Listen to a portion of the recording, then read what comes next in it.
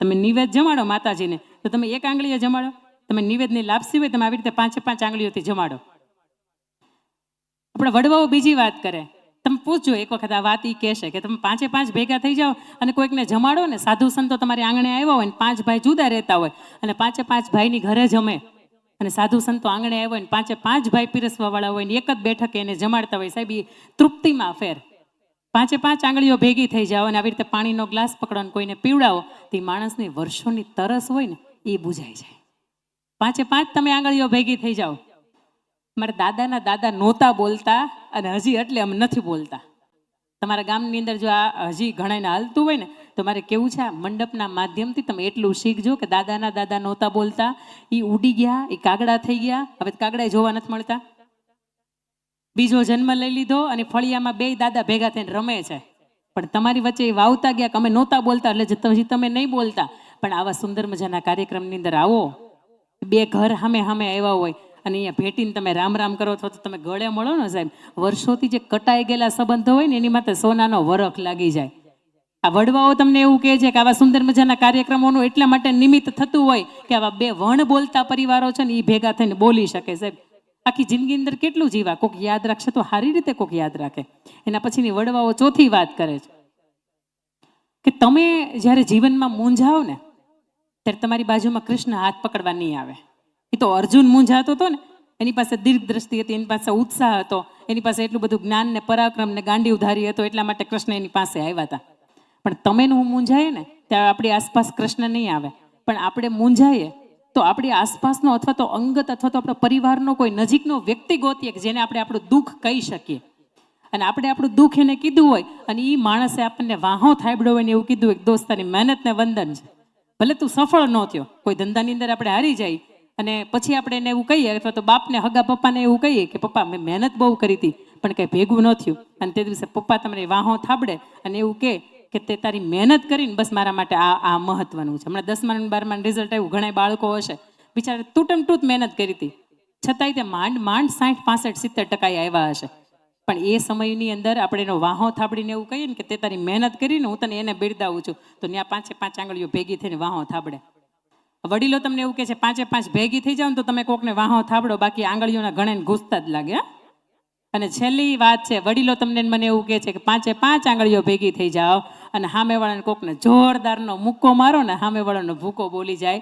આ વડીલો તમને મને એવું કહે છે અહીંયા 5માંથી તમને દ્રષ્ટિ નાની મોટી જાડીને પતલી દેખાય, પણ 5 તમે ભેગા બેસો, 5 બધા તમે ભેગા ઉઠો અને 5 ભેગા રમો, ભેગા સુખ દુઃખની વાત કરો ને, એમાં જીવન છે. બાકી ઘણાય જીવે છે એને જીવન ન કહેવાય. સવારથી લઈને સાંજ સુધીમાં ઘાસીના ઘાણાની જેમ બળદની અંદર જેમ કામ કરતા હોય એમ દુનિયામાં કેટલાય લોકો કામ કરે છે. સાંજ પડે ને તો કેટલાય લોકો એવા છે કે આવે છે ને ત્યાં પરિવાર ઊંઘી જાય છે. કેટલાય લોકો એવા છે કે સાંજ પડે ઘરે આવે છે ને તો કેટલાય મગજમારીના ટોપલાઈની માથે શિર ઉપર મૂકવામાં આવે છે. અને કેટલાય લોકો એવા છે કે એના અંદરથી રાહ હોય કે હું ક્યારે મારા પરિવારની સાથે જઈશ, કારણ કે મારા લોકો કોઈક રાહ જોતી હોય. આ વાતના માધ્યમથી મારે આપને એ કહેવું છે કે અહીંયા સરપંચ સાહેબ હોય તોય ભલે, અહીંયા આજના આ કાર્યક્રમની અંદર કદાચ તમે હું જમ્યા પછી આપણી ડીશ ઉટકવામાં જે વ્યક્તિ કામ કરતી હોય તોય ભલે, તમે હમણાં જતા રહેશો, કદાચ આપણને પાણીની વ્યવસ્થા આપશે, ગ્લાસ કે બોટલ આપણે મૂકીને જતા રહેશો, એ ઉઠાવવાવાળો હોય તોય ભલે, વ્યાસપીઠ ઉપરના વક્તા હોય તોય ભલે, અહીંયા આજ તમારી વચ્ચે બોલનારી હું હોય તોય ભલે, અને તમારી સામે બેઠા છો તમે હોય તોય ભલે, અહીંયા બધાય મોટા છે અને બધા એક જ સરખા છે. બધામાંથી કોઈ એક વ્યક્તિ ન હોય ને તો સાહેબ કામ ન ચાલે. અને જ્યારે ઇન્દ્રપ્રસ્થને સુંદર મજાનું રોપ્યા પછી રાજા યુધિષ્ઠિર હતા, એમણે નક્કી કર્યું કે ભાઈ આપણે ચક્રવર્તી સમ્રાટ બનવું છે ને એના માટે અશ્વમેઘ યજ્ઞ કરવો છે. અશ્વમેઘ યજ્ઞ હમણાં તમારા જામનગરની અંદર થવાનો જ હતો, લ્યો. પણ ઘણાને કટતું હશે ને, આમાં સુંદર મજાના કાર્યક્રમો થાય, ઘણાને પેટમાં દુખાવો થાય. હમણાં ઘણી વખત આવી વાત થાય ને ત્યારે મને તો ખુલ્લો મંચ હોય, કોઈ કહેવાવાળું ન હોય અને આપણી ઉપર કંઈ કેસ કબાડા ન થાય, ભાઈ આપણે સાચું જ કેવું હોય. એક ભાઈ હતા ને કે એને બહુ પેટમાં દુખતું હતું, એટલે એને ગામના ડૉક્ટરની પાસે ગયા. ગામની અંદર એક વૈદ હોય એમની પાસે ગયા. વૈદે 2-4 ફાંકીઓ આપી, 1-2 ટીકડીઓ આપી. 3 મહિના થાય ને તો પાછું પેટમાં દુખે. પાછા આવ્યા, પાછી ફાંકી આપી, 1-2 કબજિયાતનું ચૂર્ણ આપ્યું. 6-8 મહિના થયા ને તો પાછા આવ્યા. પછી ડૉક્ટરને ખબર પડી આને પેટમાં દુખાવાનું કારણ ગોતો, હવે ફાઇનલ ગોતો એમ. એને કઈ MRI રિપોર્ટ કરાવવાના નહોતા, પણ ડોક્ટરે પછી પૂછ્યું સાચું બોલ, સાચું હા સાચું બોલજે, હું તને એટલે નાનપણ હતો ને તું નાનો તે તું ઓળખું છું, હું તારા ગામની અંદર વેચ છું ને 35 વર્ષ થયા, તને પેટમાં હેનું દુખે છે. અને પછી ઓલો ભાઈ માણસ બોલે છે 3 મહિના થાય ને કે તે અમારા ગામની અંદર અવેડા બંધાય, એટલે અવેડા બંધાય. 6 મહિના નો થાય ને તે અમારા ગામના ગેટ બંધાય. વરદી નો થાય ને ત્યાં આવી કથાઓ થાય. પેટમાં ન દુખે ને શું થાય હોય? હા, તમને એમ થાય કે આવું સુંદર મજાનું કામ કરીને ગામની અંદર પેટમાં દુખતું નહીં હોય? હોય. 1-2-5% વર્ગ આવો હોય કે તમે ગમે એવું સારું કામ કરો સાહેબ, એનો પેટમાં દુખાવો જાય નહીં, બળતરા જાય નહીં, એની એસિડિટી જાય નહીં, એનો કોઠો જેવો હોય કે કોકનું હામું જોઈ ન શકીએ. કોકનું હારું તમે જોઈ શકો ને તો ઈશ્વર તમારી ઘરે કંઈક હારું આપે, પણ તમારે કોકનું હારું જોવું જ નથી ભાઈ. અવેડા બંધાય તો સારી વાત છે, 5 પશુઓના પેટની અંદર ટાઢક થાય. ગેટ બંધાય તો સારી વાત છે, ગામનું એક દ્વાર બંધાય છે. પહેલા તમે નગરની અંદર જતા ને તો એને દ્વાર હતા, અને સારી વાત છે ને આવા કથા પારાયણ થાય છે, કોકના જીવન સુધરે છે. માત્ર પૈસાનો વ્યય નથી, અહીં તમે માનસિક શાંતિ અનુભવો છો. કદાચ તમે વિદેશની અંદર 10 દિવસ ફરવા જાઓ, 8 દિવસ ફરવા જાઓ, ત્યાં શાંતિ થાય ને એની કરતાં અનંત ગણી શાંતિ અત્યારે બપોર પછી 3 થી 6 ના સમયની અંદર થાય છે ને તમે અનુભવો છો. ઘરની અંદર તમે કોઈ દી શાંતિથી આવી રીતે બેહતા નથી પગ વાળીને. એ આપણી પ્રકૃતિ છે, માણસ એવો થઈ ગયો છે હવે, એ ચંચળ થઈ ગયો છે. નાના બાળકો તો છે જ, પણ એને આપણે થઈ ગયા, અને પગ વાળીને હવે વર્ષો ત્યાં છોડી દીધી ટેવ, એટલે બેહાતું નથી. પણ તમે અહીંયા બેસો છો એ વાતની સાબિતી છે કે કથા માત્ર પૈસાનો બગાડ નથી, કથા તમારે મારા જીવનની અંદર શાંતિ આપે. તમારે મારા જીવનના કેટલાય એવા વણ ઉકેલાય પ્રશ્નો છે કે પ્રશ્નોના જવાબ તમને એવી કથાના માધ્યમથી મળે છે. આવો પરિવાર ઉત્સવની વાત આપણે જ્યારે અહીંયા કરવી, સ્નેહ, સંવેદના, સમજણ અને સંગઠનની વાત કરવી છે, ત્યારે મારે આપને એ પૂછવું છે, તમે ગામડાના મકાનની અંદર રહ્યા છો? નળિયાવાળા હાથ ઊંચો કરજો એટલે મને લાગે કે તમે આટલા જાગો છો. અરે વાહ, તો વર્ષો પહેલા નસીબ પર ગામ અમારું નળિયાવાળું ગામ હતું. અત્યારે ગામમાં રહ્યું છે આવું કોઈ મકાન રહ્યું છે તો મ્યુઝિયમ જેવું લાગતું હશે ને. ઘણા આવે ખબર એમ કે હા ટાઢક તો અહીંયા છે, પણ એને ખબર નથી તે સ્લેબ ભરી લીધા ને એની અંદર ઉકળાટ જ છે, આ ટાઢક જ છે. પણ એક સમયની સાથે પરિવર્તન આવ્યું ને આપણે બધા બદલાય. પણ એ નળિયાની અંદર તમે જોયું હશે કે એકાદું નળિયું ઉડી જાય અને એકાદું કાણું ઉપરથી પડ્યું હોય ને તો ઉપરથી સૂરજ નારાયણનું એક કિરણ હોય આવતું હોય નીચે સુધીને. અત્યારે જે તમને આમ રજકણ ઉડતા ઉડતા ઉડતા ઉડતા દેખાય ને આ તો પાણી છે, એટલે બાષ્પીભવન થઈ જાય, એટલી ગરમી છે એની અંદર. પણ એ જે રજકણ ઉડતા ઉડતા દેખાય એને તમે એનું નાના હતા ને ત્યારે બહુ પકડતા, પણ એ પકડાતા નહીં. બોલો હા કે ના? હા, આમાં તો હા પાડશો જ ને. આ તો રમતનું સાધન હતું આપણું. માં બરોબર 12-12:30 વાગે રોટલો ઘડતી હોય, એની બાજુમાં આપણે થાળી લઈને બેઠા હોય કે પેલો રોટલો ઘડાય એટલી વાર છે કે મને દઈ દે. અને એ સમયની અંદર ઓલો બરાબરથી ચાંદડું નીચે પડતું હોય ને ઘડીકની અંદર રમતમાં આપણે જીવ પોરવાઈ જાય એટલે ઓલા માનો રોટલો ચડી જાય. પણ એની વચ્ચે સંગઠન નહોતું. એ જે નાના નાના નાના નાના રજકણો ઉડતા હતા ને એની વચ્ચે સંપ નહોતો. એની વચ્ચે સંપ થયો ને એટલે એમાંથી માટીનું સર્જન થયું. તમે 8-10 દિવસ ઘર બંધ કરીને વયા જાઓ અને તમે 10-15 દિવસ પછી તમારું ઘર ખોલો એટલે સૌથી પહેલા તમારે સાવણી લેવી પડે. શું કામ? એ નાના નાના રજકણ હતા એની વચ્ચે સંપ થયો એટલે એમાંથી માટીનું સર્જન થયું. એ માટી અને ઝીણી અને માટી ને પાણી આ બે ભેગું થયું એટલે એમાંથી ઢેફાનું સર્જન થયું. તમે માટી ઘરની બહાર નાખી દો ને એમાં ઉપરથી પાણી કે આડાવડું ક્યાંકથી પાણી આવે એટલે એમાંથી ઢેફા થઈ જાય. કાદવ કીચડ થાય ને હુકાય એટલે એમાં ઢેફા થાય. એ ઢેફાને બરાબર યોગ્ય શેપમાં સાઇઝમાં એને બનાવવામાં આવે ને એને તપાવવામાં આવે એટલે એમાંથી ઈંટનું સર્જન થાય. આ ઈંટ, ઝીણી રેતી, સિમેન્ટ અને પાણી આ બધાની ભેગી વચ્ચે સંપ થાય તો એમાંથી એક દિવાલ બને. આવી 4 દિવાલ, ઉપર ઈશ્વરના આશીર્વાદ રૂપી મોભારું, આ ગુજરાતી શબ્દ છે, અને નીચેનું ભોંયતળિયું, આ ધરતીમાંના આશીર્વાદ. આ બધું ભેગું થાય એને વાટા પ્લાસ્ટર આપણે કરાવીએ, એમાં રંગ રોગાન કરાવીએ, એમાં ફર્નિચર ગમતું મૂકીએ, ભગવાનનું કદાચ 1 લાખ 2 લાખ 5 લાખ ખર્ચીને મંદિર કરીએ. અને શું બન્યું કહેવાય? આમ આપણે કુંભઘડો મૂકીએ, આમ આપણે વાસ્તુ પૂજન કરીએ અને શું બન્યું કહેવાય? મોટેથી બોલો, અને શું બન્યું કહેવાય?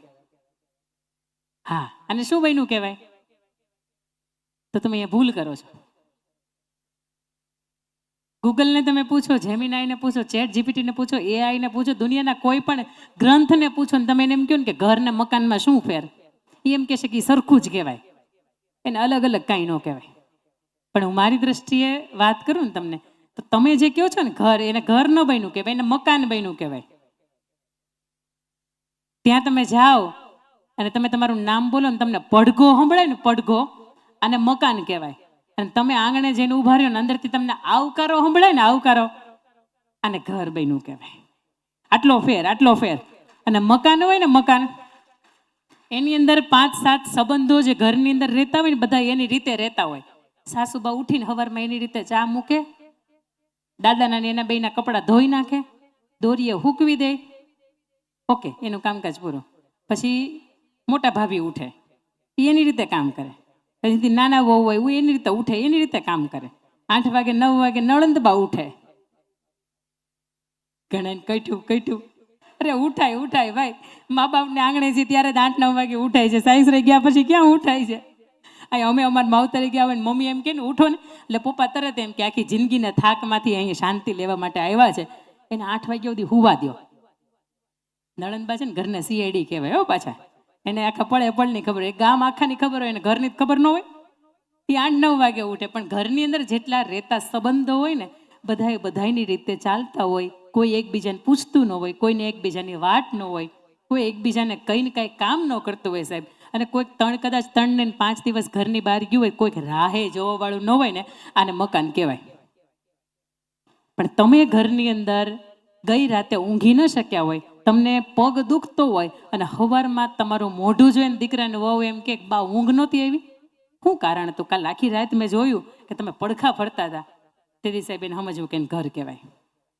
તમે ઘરની બહાર ઊંઘડું એક ઓળંગવાના હોય ને, આ ઉમરું હોય ને, તમે ઓળંગીના બહાર જવાના હોય ને, તો તમે 10 વ્યક્તિને કહેતા જાઓ કે ભાઈ બાજુમાં જ જાઉં છું, હમણાં આવું, અહીં બાજુમાં જ જાઉં છું, તમારે આવવું છે? આવું જે કહીને જાય ને, આને ઘર કહેવાય. અને આનાથી વિશેષ કે તમે 5-7 દિવસ કે જવાના હોય અને તમે પાછા આવો ને, ત્યાં સુધી તમારા નામની માનતાઓ થાય, તમારા નામના અખંડ દીવા થાય, અને તમે જે શુભ કાર્ય માટે ગયા હોય એ શુભ કાર્ય પરિપૂર્ણ થાય. આવું કોક તમારી પાછળ વિચારતું હોય ને, તો આને ઘર કહેવાય. બાકી તમે ઘરની બહાર ઠેલો લઈને બહાર નીકળો ને કોક એમ કે હાશ ગયા, આને ઘર ન કહેવાય બેનો, આને ઘર ન કહેવાય. ઘર તો એને કહેવાય તમેનું હાંજ પડે, હાંજ થાય ને, તો જેમ પક્ષીઓનો કલરવ શાંત થઈ જાય ને એને માળે જાય ને, એમાં આપણો માળો જ્યારે ભેગો થાય ને તો આપણે રાહ જોતા હોય કે હજી કેમ ન આવ્યા. ડાઇનિંગ ટેબલ આવ્યા ને ત્યારથી નિયમ થઈ ગયા છે કે 3માંથી એકે ટાઈમ હારે ખાવાનું નહીં. ગરમા ગરમ થાય છે, તમે બેસી જાઓ. નહીં ભાઈ, રાહ જો. ડાઇનિંગ ટેબલ દુનિયામાં એક જ સ્થળ એવું છે કે તમારા પરિવારના સભ્યોને તમે જમતા હોય ને તો જોઈ શકો.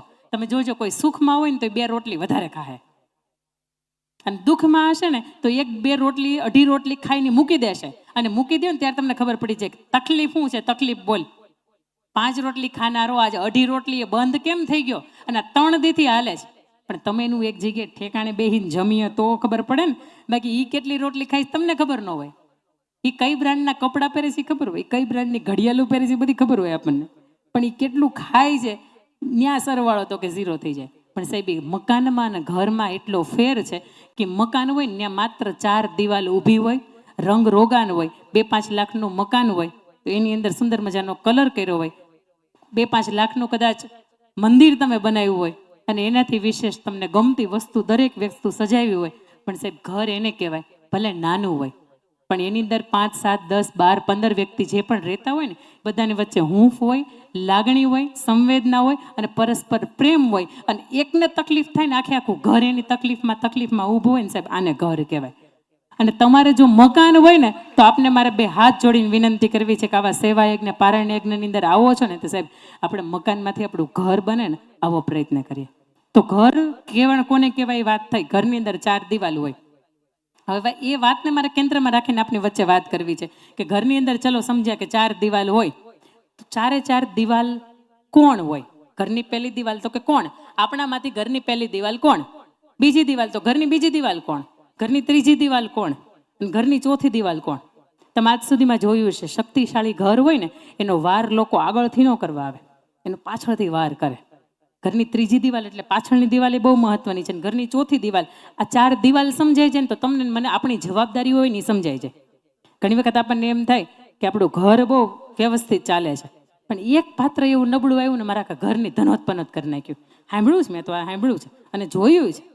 અને ઘણા ઘરમાં કાંઈ ઠેકાણા ન હોય પણ એક પાત્ર સારું આવે ને આખે ઘરની દિશા બદલી નાખે.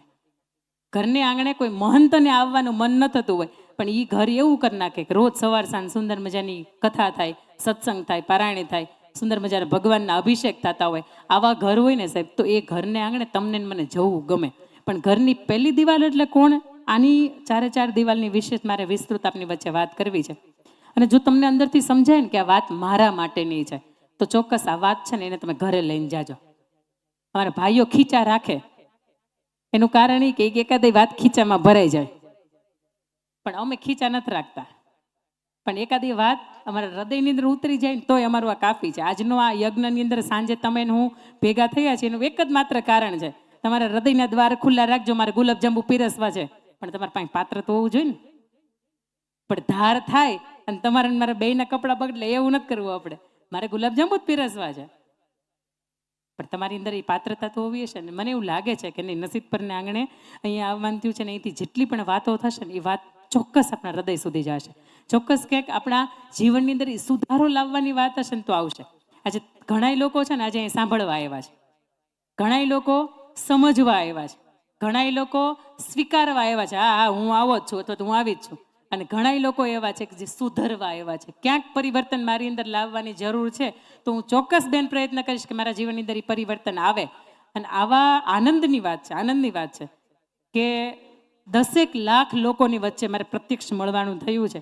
અને 10 લાખ લોકોના જીવનની અંદર વૈચારિક પરિવર્તન લાવવાનું આ નિમિત્તની અંદર મારે જવાનું થયું છે. 3.5-4 લાખ જેટલા વિદ્યાર્થીઓના જીવનની અંદર ક્યાંક પરિવર્તન કે ક્યાંક દિશા બતાવવા માટે મારે નિમિત્ત થવાનું થયું છે. એટલે આનંદ છે કે નહીં, આપણી વાત માત્ર લોકો મનથી કે સાંભળીને કંકેરીને ઊભા નથી થઈ જતા, ક્યાંક એના જીવનની અંદર ઉતારવા જેવી લાગે છે ને તો એ ઉતારે છે.